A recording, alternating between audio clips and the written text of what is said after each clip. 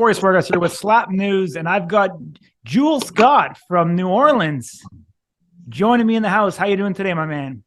Doing awesome, my brother. How you doing? I'm doing really good. Thank you very much for joining. Appreciate it. I know you are a multi-sport practitioner, MMA, kickboxing. Now you're in Slap. What brought you to Slap, and what excites you about this time right now?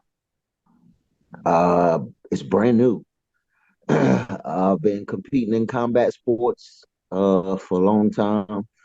Uh, and this is something brand new wave, new age for the Mhm. new age. And glad to be a part of it. Awesome, man. I mean, you're out in Vegas right now doing more promotion for Power Slap. How are the guys there treating you? And are you soaking in the limelight and all the cameras and the attention that you're garnering right now? Absolutely, man. The UFC, they roll out the red carpet for everything. They literally picked me up from the airport and uh, uh, blacked out, you know, SUVs. They escort me everywhere. They feed me well. They uh, very well taken care of. Good, man. Good, good. That's awesome. You actually made headlines at the end of January and you said a comment that this sport may kill you. Was that taken out of context or did you actually mean that? So I meant it, but not in the way that they put it. I say Mhm. that same slogan whether I'm going in a boxing match, whether I'm going into a karate sparring match, whether I'm going into any combat sport. Uh, Mhm.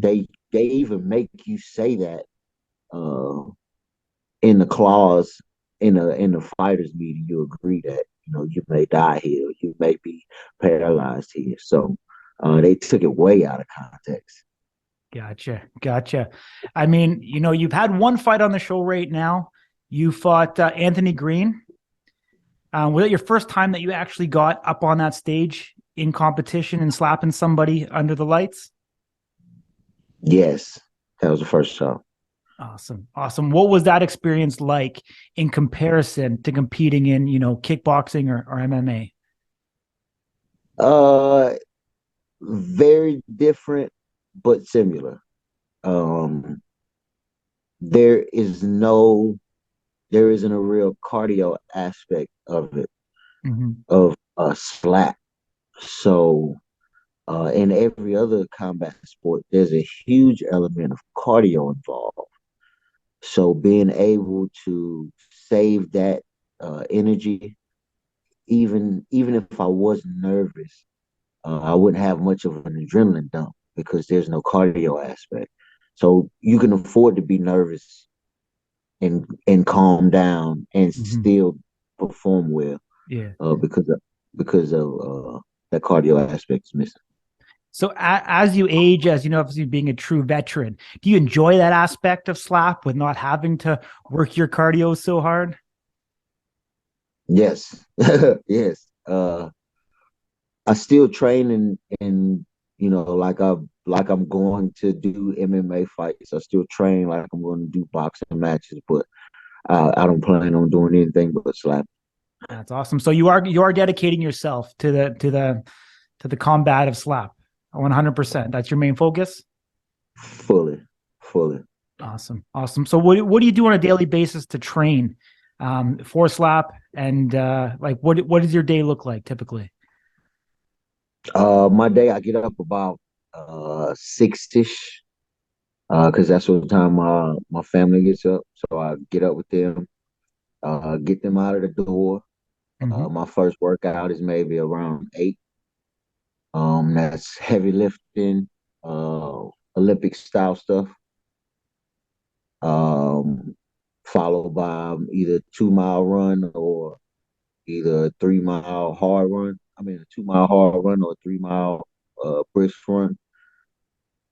And then I take a break, and then I come back for mobility and skills training. And that usually takes about 2 hours. And then after that, anything else is optional. Nice, nice. Oh, I mean, it's a great day. I mean, I've talked to a number of people that have training, protocols, and some people that really don't train slap specific. So, it really sounds like you have a sound foundation, and very, very focused, which I think is great. I know you can't talk a whole lot about, things that haven't come on the show, but have you been contacted at all about the March 11th live event? Yeah, You gonna be yeah, there? yeah. I'll be there. Awesome. Awesome. What can people expect from you? I mean, obviously it hasn't happened yet, but what can people watching you, following your story, what can they expect you bringing to that stage? Man, every single time people and they can expect an exciting show. Uh, I train really hard. The same focus. Um, it takes a bunch of different training and a bunch of different mindsets and training styles for MMA and kickboxing and a couple other sports that I train in. In slap, I don't have to train so many different aspects. Mm-hmm. So it allows me to focus on the things that I do train really, really hard. So and it sends my confidence through the roof. Awesome. Very, very cool. There's been a lot of negative press around slap. Is there anything that you can say to kind of debunk some of the stuff that's going around? Absolutely. Slap is one of the safest sports around right now. I know that we show a lot of knockouts, but there's a lot of fights that go the distance. Um, those aren't the as popular fights. Just like in MMA, when you go, even the boring fights in MMA, they're hit 10 times as many as times as we're hit. Mm-hmm. We're hit 3 times the entire fight. Whereas in a boxing match, you may get hit 500 times in the head in your fight. So, people say, "Oh, well, you can't defend it." Well, you can't defend every shot that you're getting hit with in a boxing match. So, it's definitely got it's Totally. combat. Yeah, it's got its flaws, but it's combat. It's a Mm-hmm. combat sport. So, it's a fight. You only have one shot. We get one shot apiece. So. Absolutely. I mean, we talked pretty serious questions up to this point. Let's kind of have a bit of fun. Living in the house with 21 other guys, what was that like? Trash. Fucking torture. That's what it was like. Yeah. Ah, yeah. Would you sign up to do that again or no? No. I No? would coach. I would coach. Okay. I would definitely coach. But to live in a house like that, nah, there's no reason for me to do. There's no reason for me to do no shit like that. Mm-hmm. Uh, Mm-hmm. they they put you. They put your entire everything on an island. They take away uh your touch with the outside world, contact with your family, and the literal time. You don't know what time it is. Like Yeah. that shit. I'm still suffering from PTSD from being in the house, bro. Like the first no bullshit, the first week I was home, probably the first week and some change. I would say 2 weeks. My girl would like she would like kiss me like and like it would freak me out, bro. Like I'm like it scared the shit out of her, bro. Like You still think it's a guy pulling a prank on you?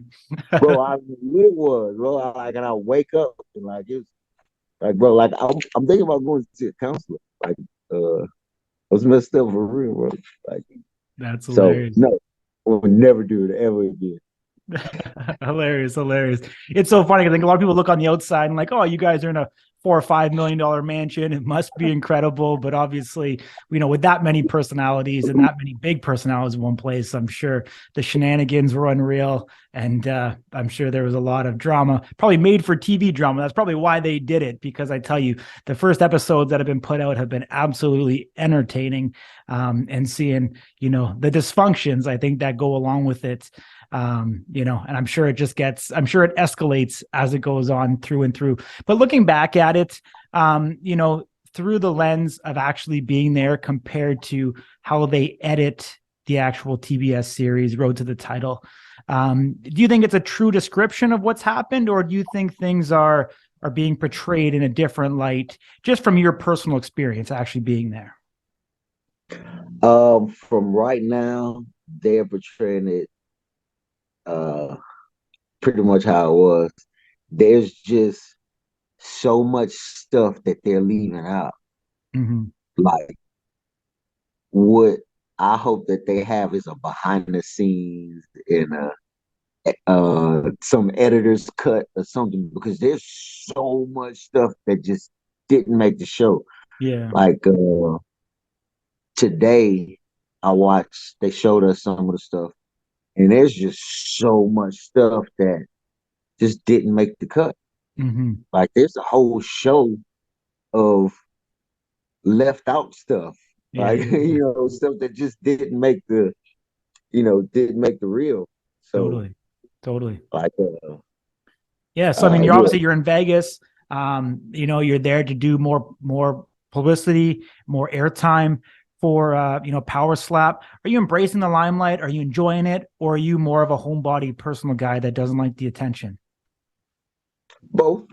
Uh I was meant for this. I've been a local and regional guy for years. Um, I've always fought in main event. I've always been the big ticket seller. I've always been household name. So to do it on those smaller scales, and to now be here mainstream on on this level, it's almost second nature for me now. Awesome, man. Awesome. I really appreciate it. I know you've had a long day of press and, changing time zones. So one last question for you. Where can people follow along with your journey? Follow me on Instagram at jewelkd.js. Follow me on Facebook at Jewel Scott. Uh, TikTok is, I think, Jewel Scott 606. I haven't done much with it. Um, every Wednesday night, watch The Ultimate Fighter on TBS. This week, especially, I'll be fighting this week on the show. I can tell you that. And all of the producers told me this is one of the best shows of the season. So make sure that you tune in. Make sure that y'all watch. Make sure that you watch all the rest of the seasons too. So Awesome, man. Absolute pleasure. Thank you for coming by. I hope we can have you back again and again to continue to spread the love and the positivity around the slap game. thank you so much, my brother.